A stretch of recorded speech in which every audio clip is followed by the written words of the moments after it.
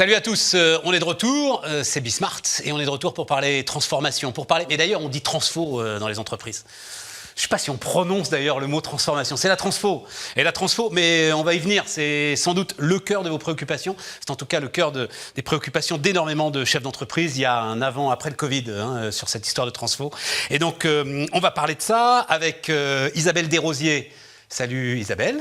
Bonjour. Et avec Jérôme Lazare. Bonjour Jérôme. Bonjour, vous êtes donc tous les deux cofondateurs d'un cabinet qui s'appelle Ideoscripto. Juste un mot, Ideoscripto, ça... Et vos idées s'écrivent. Et vos idées s'écrivent. Ouais. C'est en quoi? C'est en Volapük? C'est en... C'est en train de chercher un nom pour pouvoir déposer. Voilà. Au bout de la 25e fois, on arrive à un truc comme ça. Sans signer un chèque de 100 000 € à une entreprise qui va faire ça pour vous. Voilà. Bon. Casser les codes de la transfo.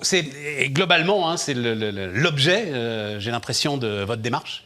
Votre démarche, alors initiée depuis combien de temps d'ailleurs? 18 ans. 18 ans. Voilà, 1er décembre 2004.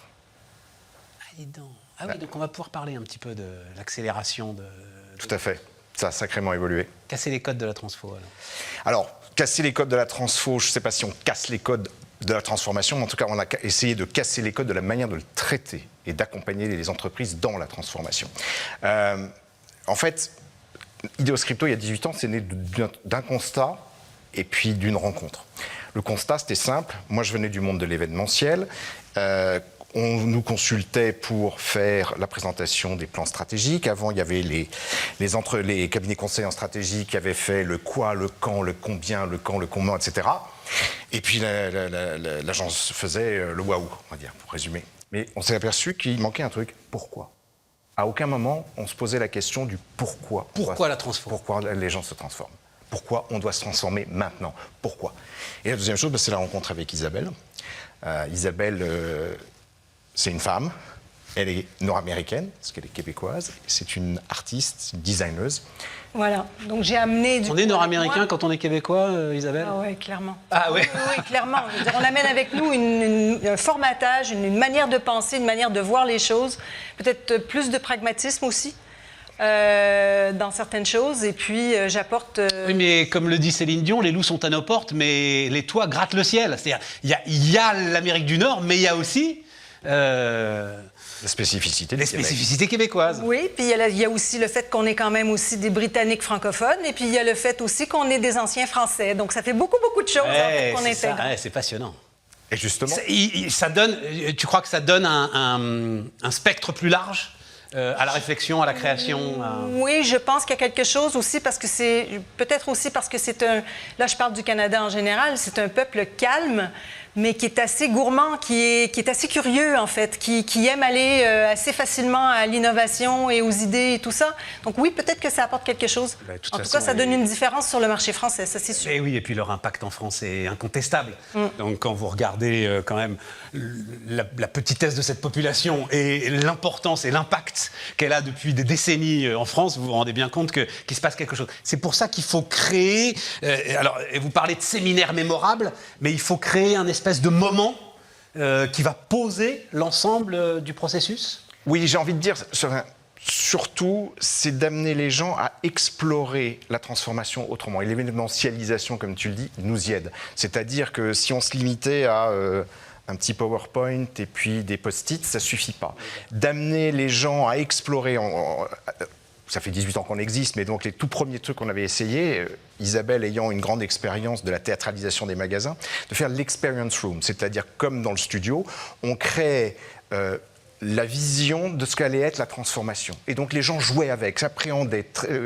Et cette interaction avec tout ça... Vas-y, raconte, Isabelle. Les choses qui se passent, qui viennent du terrain. Donc on a effectivement un espace qui est scénarisé, je dirais. Et donc on a à la fois quelque chose qui est du message descendant, donc une question posée, qui dit voilà tel sujet, comment, quoi, pourquoi. Et de l'autre, ceux qui vont y répondre. On donne des choses, on donnait aussi des choses qui étaient à voir, autoportées, je dirais, c'est-à-dire où on n'a pas besoin d'animation nécessairement, et puis des choses où on va ressentir le changement. Donc, c'est toutes ces choses-là, tous ces éléments-là mis ensemble qui permettaient dans un espace qu'on appelait donc l'Experience Room, et que nous appelons toujours comme ça d'ailleurs, et donc qui est un espace qui permet d'appréhender la transformation d'un sujet, de jouer avec la stratégie. Et de la dédramatiser? Absolument. Oui, de se bien sûr. l'approprier. De se l'approprier. Il y a toujours une notion quand même de « Ah, mon Dieu, mais non, mais je ne vais pas être capable ». Absolument. Entre autres. Mais, et c'est là où ce qui est intéressant, c'est que du coup, dans ce genre de pièce, il y a un collectif qui joue. Donc peut-être toi, tu n'es pas capable d'aller de A à C, l'autre, il n'y a pas de problème, il ne sait pas aller de D à S, ce que tu sais faire. Donc c'est aussi apprendre, voilà, ça crée des interactions, les gens se parlent, et ça fait avancer déjà pas mal. Il y a alors 3 niveaux de transfo, ça m'intéresse beaucoup. Alors, environnante, attendue, continue, c'est quoi les termes exacts que tu emploies? Ouais, c'est transformation perçue, transformation attendue et transformation continue, tout à fait. Alors, il faut que j'explique? Oui. La transformation perçue, c'est celle que nous vivons tous au jour le jour. C'est-à-dire arriver d'un nouveau concurrent, d'une nouvelle technologie, tout ce qui bouscule, etc. Nous, notre réponse, c'est travailler sur la prise de conscience. Qu'est-ce que ça veut dire pour toi dans ton métier, dans tes pratiques, dans tes habitudes, et on va créer des séminaires où on va immerger les gens dans les tendances, on va les faire en sorte qu'ils parlent, aller sur le terrain, découvrir des choses qui sont, et créer des sélections. Prennent conscience de la modification de leur environnement. Absolument. Ensuite, attendu. Attendu, c'est, ça y est, le COMEX a fait sa stratégie, donc il attend de la part de ces managers qu'ils changent des choses dans leur pratique, dans leur métier, nouveaux services, nouveaux produits, plus de digital, plus etc. Donc là, l'idée, c'est vraiment, nous, de travailler sur une forme d'intelligence de cette transformation, que les gens comprennent qu'est-ce qu'on attend d'eux, pourquoi ils doivent faire ça. Ouais. Idéalement, je vais peut-être poser la question à Isabelle, idéalement, la transfo attendue doit être quand même un peu influencée par la perception première qu'il y a eu des changements de l'environnement. Bien sûr. Clairement. En fait, chaque fois qu'on progresse en fait, dans ce qu'on a dit là, c'est qu'on embarque toutes les choses précédentes. Exactement. C'est-à-dire qu'on a à chaque fois. Absolument. Exactement. Et ensuite, ce qui est, je crois, très important pour vous, c'est transfo continue. Tout à fait. Aujourd'hui, plus que jamais, dans la complexité et l'incertitude dans laquelle on est, ce qu'on estime aujourd'hui important, c'est que chacun puisse être capable de traverser la transformation, donc avoir une vraie culture de la transformation. Si je peux utiliser une métaphore, c'est comme quand on fait du canoë-kayak.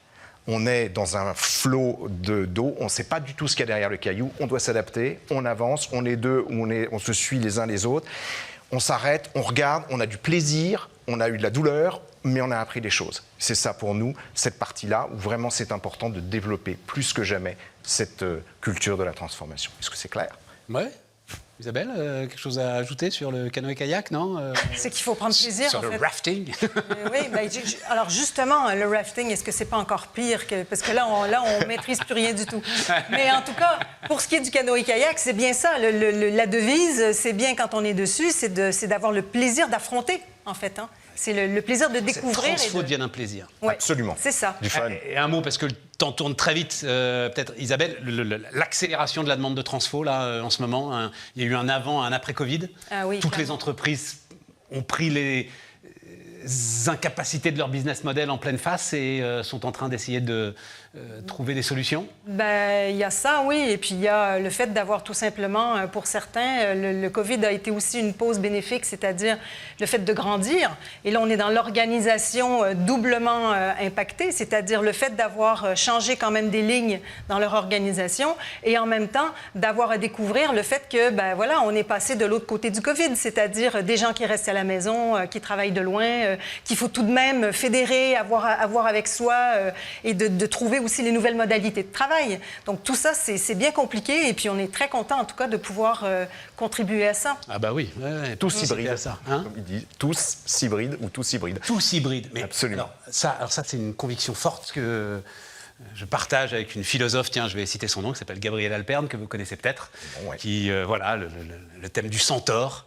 Et l'hybridation générale de la société, des métiers, des business, c'est quelque chose qu'il faut vraiment avoir. Et c'est ça qui est génial, parce que Absolument génial. Voilà, c'est de pouvoir connecter tout ça, d'amener les gens à voir, on appelle ça la pensée 3D, c'est vraiment de voir toutes les perspectives et non pas uniquement la version PowerPoint.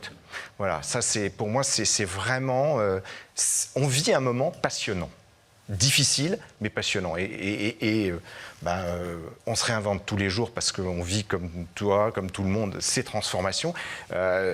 Pour nous, le Covid, ça a été le plus grand moment fabuleux de se réinventer, de voir tout ce qui se passait. On travaille beaucoup à l'international parce qu'on est multiculturel et qu'on a des clients qui travaillent à l'international. Et de voir tout ce qui se passait à travers le monde, la créativité qui a émergé de partout, des contraintes, où il fallait se transformer.